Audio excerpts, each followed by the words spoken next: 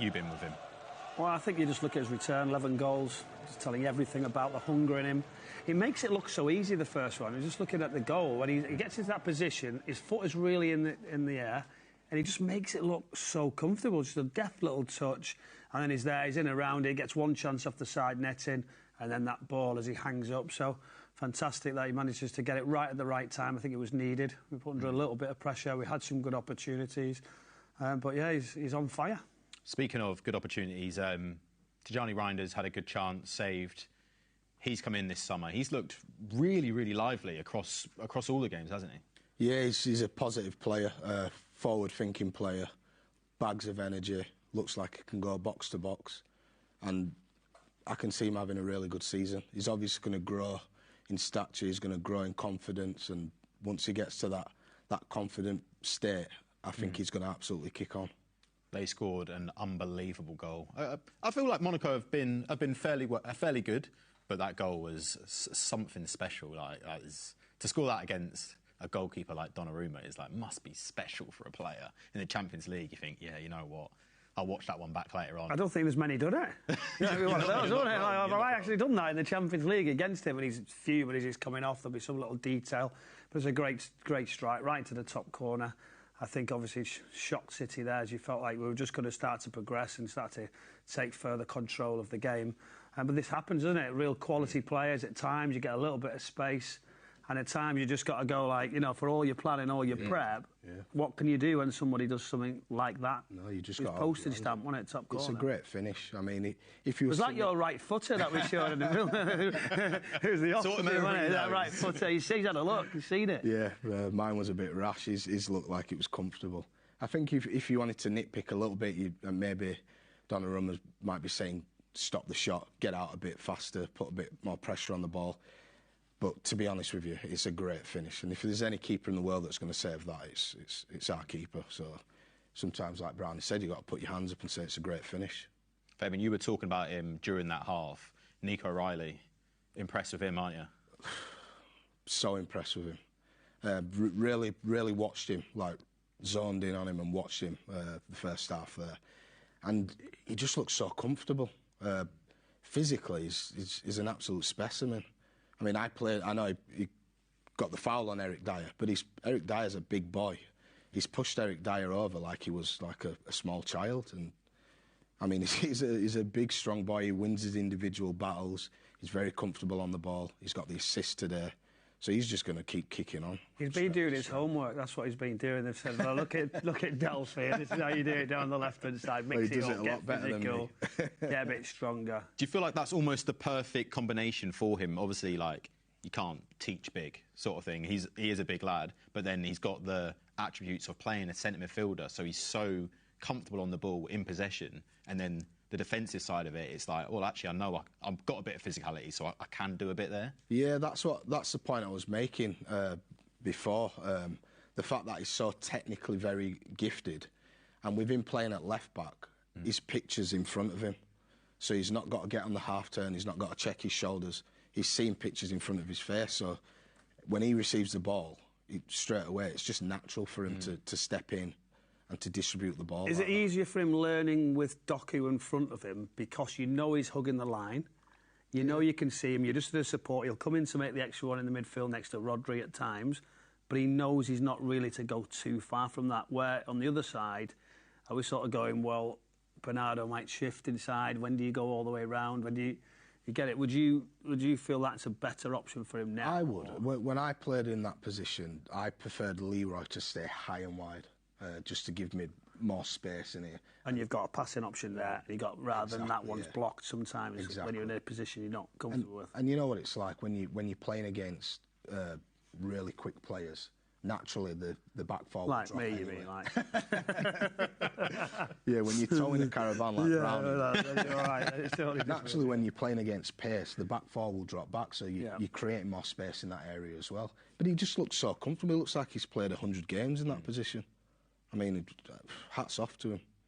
He's looked so comfortable. I mean, going from last season, FA Cup run, he was fantastic, and then he got into the team, and it just feels That's how he got his chance, wasn't it, in the FA Cup, and he's obviously just away he goes. And I feel with his ability and stature, and I think he's he's enjoying life. He's just really like he's in his best place. What I he's find better and better. incredible is he's not phased. This is the biggest stage with a massive club, a massively successful club, and he just gets on with it. And he doesn't. He's never once looked like rabbit in the headlights. He's just taken it in his stride, and he goes, "Look, I'm playing out of position, but it is what it is. I'm playing, like you said. I'm going to do my best for the team." And he just looks so comfortable. Like he could be 27, and I'm like, yeah, he's a seasoned pro. I think one of the reasons that he'll feel so comfortable is because he's got a gaffer in Pep that trusts him, and just from playing with Pep, when you feel that when he gives you that trust, that you can flourish. So he'll have the confidence from the manager, knowing that he trusts him to play in that position, to do that role week in, week out, like he's been doing. I think it'll have been hard for him because Nori coming in, he'll have felt like this is his season. He's not going to get a chance, and he has because of an injury. But he's got to take it. He's got to put the pressure on, and then he might play inside. He might be able to play left back some different games as we talk about rotation. Yeah.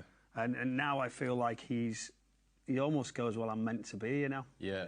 When Pep talks about him, though, he does talk about him as a midfielder, which is like he's in my head. Like when you watch the pressers and stuff, he talks about Nico as right. We've got Nico who can play in the middle. But then obviously he does play left back due to injury. I guess that's good for him because it's like I've not cemented my spot there. I'm still in the gaffer's mind as a midfielder where I want to play, but do what I need to do when I'm called upon and then see what happens. Yeah, I feel like for any young player that has like the ability to play in different positions, it's only going to make them a better player. So whether he's playing as a number 10 or a number 8, going box to box or left back, he can do it all. And I think that, like the point I made earlier with Pep putting the trust into him, I don't think that he will be necessarily focused on, oh, now I'm a left back. I think he'll just be happy, like Brown said before, happy being in the team, playing week in, week out and doing a job for the team. I think he's been unbelievable. I mean, I said it to you off camera. I think he could make a serious run for the England World Cup. I don't see why not. I mean, the attributes that he's got, the fact that he can play in numerous positions. I mean, when you're going into... He'll have his eye on a number 8, though. Oh, 100%. I mean... Do you know, he'll want to run there, well. He'll want to... I mean, I played all those games playing at left back, but at the back of my mind, I always wanted to get me in that middle and let me have a go at that run. But like I said, he's a team player, clearly a team player, and he's doing a great job for the team. Unbelievable. Right, I'm going to talk about it because it's one of my... I love it. I think it's so satisfying. Even though it's not a goal, but the Foden chance, firing off the crossbar, it was... He just looks like... It looks comfortable. It was a different effort from Phil, wasn't it? Where we saw that left foot coming across, and then it opens up both sides, where he has the one that whip one, or he has the one that late little chop that he does, but obviously he drags it onto his right. I'm thinking, is he going to go for it? And he does. He cracks it off the bar. It was a decent effort. It was unfortunate. And that's what we need, more chances now, and the bravery to start again being positive. I felt like when he played a little bit last season, just trying to find a rhythm, a style, but then he's gone back a bit safe. When now he's like going, his first touch is out of his feet, it's forward, he wants to be dynamic, he realises he can take the chance. And I think with the club going a little bit back to front quicker, he will get more space. He'll be able to go and do it, the licence. Yeah, he looks like he's playing with a freedom, doesn't he? Yeah. He does, he really does. I love the tandem of him and Haaland. I feel like when Haaland's playing well, Phil's playing well, and it just sort of... The chemistry they have on the field is like... As a fan, it's everything. That's all you want, like, to have these two world-class players in, like... I want to say, like, X-Men sort of... They don't need to speak. I guess it's like what you were saying about Nasri. They know what's going on, and it's just... Oh, it's so good to watch. Yeah, they're almost like, when they're performing at that level, they're almost like in a flow state. Almost like everything... Like, you see Phil, and he's gliding past players. He's probably not thinking about it as much. He's just in a flow state.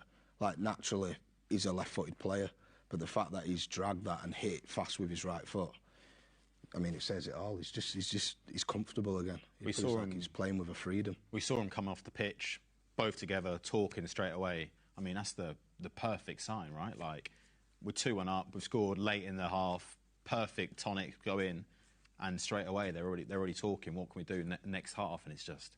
It's exciting when they're on that form. You know yourself, when you've had a relationship from a midfield player into a forward. You know exactly where he was going to run, when the timing of it is. And then, for instance, you'd also go, well, when he gets it on that particular side of his body, his first reaction is on Erling's run. Yeah. You see, like, Josko was waiting, and then all of a sudden he sees the space, great ball in. And then it's like everything, you just got to try and midfielder into Phil Ford, who's the next one, and then he turns, plays into... It's combinations and getting used to your teammates around you, and it's just starting to click now, I feel. Rodri back in the starting lineup. What have you made of his performance so far? I think he's been solid. I think he's so important to the team. When I said at the start of the game that City play well when they move the ball and overwhelm teams with passes, I felt like the first 25 minutes was probably a little bit slow, and then round about the 28th minute, Rodri looked like he settled into that position, and we started making more passes. And when you're overwhelming teams and making more passes, that's when you start to see little gaps. And you could see, like, the last 15 minutes of that half, we started to put a lot of pressure on them, and that's initially where the goals come from.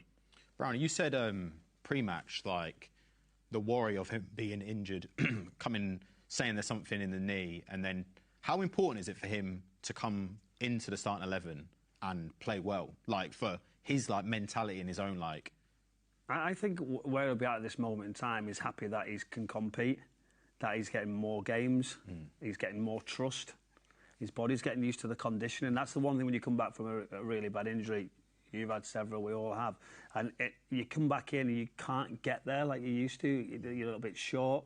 You can't turn as easy. It just takes like 6, 8, 10 games, and all of a sudden he'll just find it. And then all of a sudden he'll forget. He'll get fresher. And you will have the odd little muscle injury or a little bit of a niggle in his knee where there might be a little bit of swelling. It takes a few days because you play, so much football so quickly with the 3 in a week. I think you have to look at that and you go, well, you might go, we don't know, but generally you might have got a little reaction, so it's just get it back down and go again, and he'll be delighted that he's getting through these games. Do you think it's a risk to play him? I mean, we're on the cusp of an international break. Nico Gonzalez was great at the weekend. If there was a risk, they wouldn't take it. I don't think they would at this stage. Do you know, I think because of how important he is and how long he's gone out, I think they'll all be exactly on the same page with it. If there's a risk, I think, for a longer term thing, I think he'd just say, well, we'll leave that alone at this stage. It's not worth it. Getting minutes under his belt, important. Do you think he'll play the full 90, though? That all depends on the game. Do you know, I feel, if it's really tight, you've got to still play what's in front of you, that's for certain. I think you look at the weekend's game, Sunday afternoon, so whenever the loading can be, recovery, is that a game where we can maybe leave him out of that one? So that's how you always manage it. And Pep will always say, well, this one's the most important one, which it is, but with somebody like him, you've got to forecast that slightly. I was a surprise with three of the team, three games in a row was the same selection. Yeah. Trying to find an answer. Very true. Right. Erling Haaland is on the perfect hat-trick. He's got a left-footed finish. He's got a headed finish. Will we see him do it? Is in the form he's in? Could we see him do it? I don't see why not. I mean, I wouldn't be surprised if he got a few more. I'll take that all day long. He's on absolute fire, isn't he? He is. Are you surprised, like over Salassu there, where he literally just hangs? The height he gets. Yeah, He made the goal, didn't he, at the weekend against Burnley? On that back post where you're thinking, is it gone?